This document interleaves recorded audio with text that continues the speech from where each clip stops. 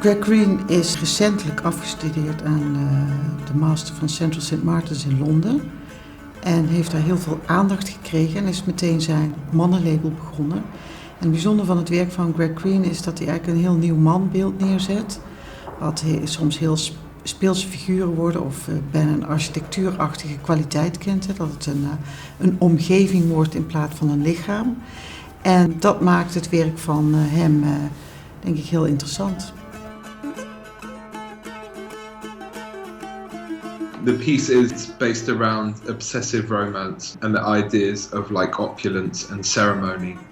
We were looking a lot at like Persian rugs and kind of it's a bit of like a mix of all different cultures, slightly like a stained glass window and slightly like a Persian rug.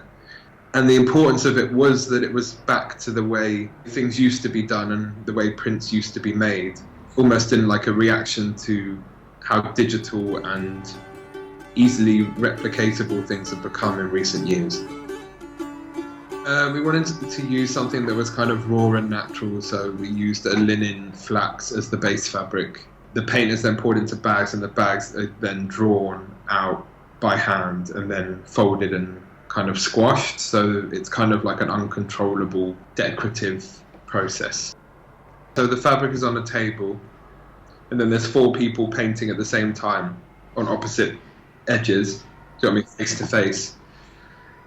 They paint, and then the fabric is folded onto each other over to one side and then rolled and then opened again. So like what one person has drawn and the other person has drawn is now overlapping, and then they're opened and then they're drawn again and then closed and then opened and then drawn again, and then it's built up and built up.